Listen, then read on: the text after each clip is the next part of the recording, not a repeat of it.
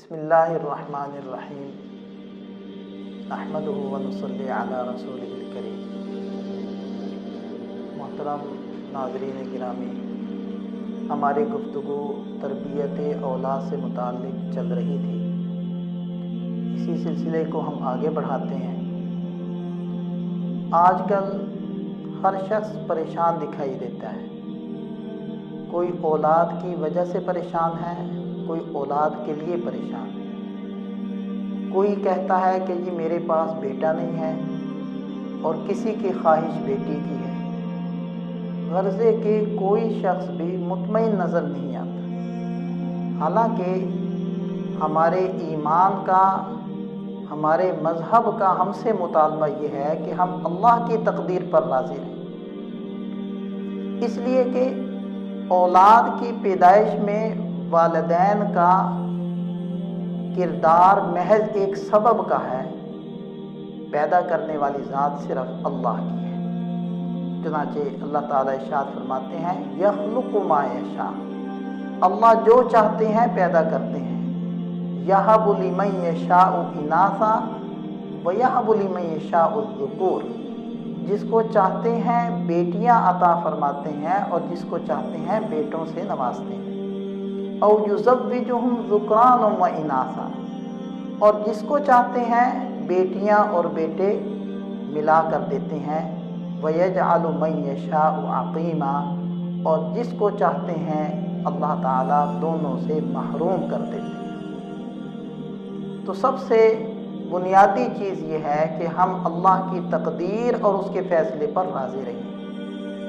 بعض مرتبہ بعض لوگوں کے لیے اولاد کا نہ ہونا یہ اللہ کی ایک نعمت ہوتی ہے، اور اللہ کی اس میں حکمت ہوتی ہے، کیونکہ یہ تو ہمارا عقیدہ ہے کہ اللہ تعالیٰ کی ذات عالی حکیم ذات ہے، اور یہ بھی ضابطہ ہے کہ فعل الحکیم لا یخلو عن الحکمہ، کہ حکیم کا فعل حکمت سے خالی نہیں ہوتا۔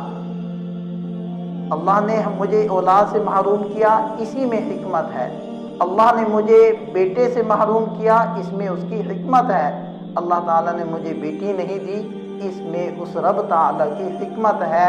مجھے اس کے اوپر ایمان اور اس کی اس حکمت پر راضی رہنا ہوگا، یہی میرے ایمان کا اور مذہب کا مجھ سے مطالبہ ہے۔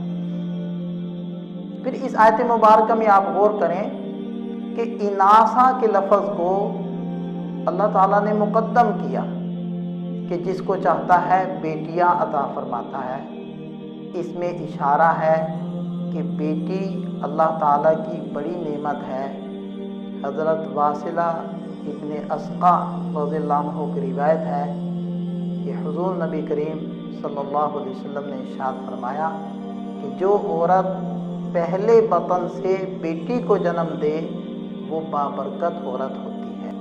بہرحال اولاد کا حاصل ہونا یہ خوشی کا سبب ہے، لیکن نیک اولاد کا حاصل ہونا یہ دگنی خوشی کا سبب ہے، اس لیے کہ نیک اولاد انسان کے بڑھاپے میں کام آتی ہے اور سہارا بنتی ہے، اور مرنے کے بعد اس کے لیے دعائیں کرتی ہے۔ اسی وجہ سے حضرات انبیاء کرام نے علیہم الصلوات و تسلیمات، انہوں نے صرف اولاد نہیں مانگی بلکہ نیک اولاد مانگی ہے۔ چنانچہ حضرت ابراہیم علیہ السلام نے دعا مانگی ربی حب لی من الصالحین، اے اللہ مجھے نیک اور صالح اولاد عطا فرما۔ حضرت زکریا علیہ السلام کی دعا کا تذکرہ بھی قرآن کریم میں موجود ہے۔ رب انی وہن العظم منی واشتعل الرأس شیبا، اے اللہ میری ہڈیاں گھل گئیں، کمزور ہو گئیں، اور میرے سر میں بڑھاپے کی چاندی چمکنے لگی۔ وَلَمْ أَكُنْ بِدُعَائِكَ رَبِّ شَقِيًّا، لیکن اے اللہ میں کبھی بھی آپ سے دعا مانگ کر نامراد نہیں ہوا، یعنی مجھے یقین ہے کہ آپ میری دعا کو ضرور قبول فرمائیں گے۔ وَإِنِّي خِفْتُ الْمَوَالِيَ مِنْ وَرَائِي، میں اپنے بعد اپنے رشتہ داروں سے ڈرتا ہوں کہ وہ میرے علوم کی حفاظت نہیں کر پائیں گے، اور جو ہدایات اور رہنمائی آسمان سے میں ان کی طرف لے کر آیا ہوں وہ ان کی پاسداری نہیں کر پائیں۔ وَكَانَتِ امْرَأَتِي عَاقِرًا، اور میری بیوی وہ اس قابل نہیں ہے کہ ان سے اولاد حاصل ہو۔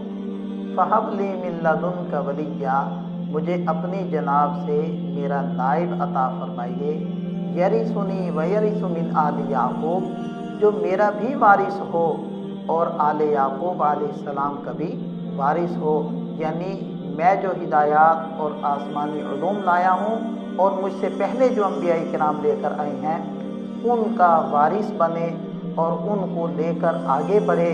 وَاجْعَلْهُ رَبِّ رَضِيًّا، اور اے اللہ اس بیٹے کو اپنا پسندیدہ بنائیے۔ دیکھیں جو اللہ کا پسندیدہ ہوگا وہ یقیناً نیک اور صالح ہوگا۔ اس سے ہمیں رہنمائی ملی کہ حضرات انبیاء کرام نے صرف اولاد نہیں مانگی بلکہ نیک اور صالح اولاد مانگی۔ اور ایک دعا میں ایسے آتا ہے ربنا ہب لنا من ازواجنا وذریاتنا قرۃ اعین، اے اللہ ہمیں ہماری ازواج بیویوں کی طرف سے اور اولاد کی طرف سے آنکھوں کی ٹھنڈک عطا فرما، یعنی ان کو نیک اور صالح بنا۔ ایسے ہی امام مسلم رحمہ اللہ نے روایت کیا ہے کہ حضرت ابو ہریرہ رضی اللہ عنہ ارشاد فرماتے ہیں کہ نبی پاک صلی اللہ علیہ وسلم نے ارشاد فرمایا اذا مات الانسان انقطع عمله الا من ثلاثہ، کہ جب انسان وفات پا جاتا ہے اس کے عمل کے دروازے بند ہو جاتے ہیں، کیونکہ وہ دار فنا سے دار بقا کی طرف منتقل ہو جاتا ہے۔ البتہ تین چیزوں کا نفع اس کو ملتا رہتا ہے، کوئی صدقہ جاریہ ہو، کوئی مسجد بنائی ہو، کوئی یتیم خانہ بنایا ہو، کوئی پل بنایا ہو، کوئی بھی صدقہ جاریہ ہو تو اس کا ثواب مرنے کے بعد بھی اس کو پہنچتا رہتا ہے۔ اور علم ينتفع به، یا کوئی علم چھوڑ کر گیا کتاب کی شکل میں یا شاگردوں کی شکل میں اور اس سے نفع اٹھایا جا رہا ہے تو اس کا ثواب اس کو مرنے کے بعد بھی ملتا رہے گا۔ اور ولد صالح يدعو له، یا نیک اور صالح اولاد چھوڑ کر گیا ہے، چاہے بیٹا ہو چاہے بیٹی ہو، جو اس کے لیے دعا کر رہے ہیں استغفار کر رہے ہیں، تو اس کا نفع بھی اس کو مرنے کے بعد بھی پہنچتا رہے گا۔ ایک اور حدیث جس کو امام احمد رحمہ اللہ نے روایت کیا ہے کہ نبی پاک صلی اللہ علیہ وسلم نے ارشاد فرمایا کہ جنت میں ایک جنتی کا مرتبہ وہ پہلے سے بڑھا دیا جاتا ہے، تو وہ حیران ہو کر پوچھتا ہے کہ میرا یہ مرتبہ کیوں بڑھا دیا گیا؟ تو اس کو جواب ملتا ہے کہ تمہارا نیک اور صالح بیٹا تمہارے لیے استغفار کر رہا ہے، اس کی برکت سے اللہ تعالیٰ نے تمہیں ترقی دے دی اور تمہارا مرتبہ بڑھا دیا۔ اس لیے ہم بچے کی پیدائش سے پہلے ہی دعائیں کرنے لگ جائیں اور دعا بھی نیک اور صالح اولاد کی کریں۔ حضرت عمران علیہ السلام کی زوجہ محترمہ جب امید سے ہو گئی تو وہ یہ دعا مانگا کرتی تھی رب انی نذرت لک ما فی بطنی محررا فتقبل منی، اے اللہ جو کچھ میرے شکم میں میرے بطن میں ہے میں نے اس کو تیرے گھر کی خدمت کے لیے وقف کر دیا۔ دیکھیں امید لگنے کے بعد بھی اپنی اولاد کے لیے دعا مانگ رہی ہے۔ اور علماء نے لکھا ہے کہ یہ وظیفہ بھی ہے کہ اگر عورت امید سے ہو جانے کے بعد اس وظیفے کو پڑھتی رہے، کثرت کرے، اور کثرت 300 سے شروع ہوتی ہے، کم سے کم 300 مرتبہ پڑھے اس آیت کو، تو اللہ تعالیٰ اس آیت مبارکہ کی برکت سے اس کو نیک اور صالح اولاد سے نوازے۔ اللہ تعالیٰ ہم سب کا حامی و ناصر ہو۔ دعاؤں میں یاد رکھیے گا۔ السلام علیکم۔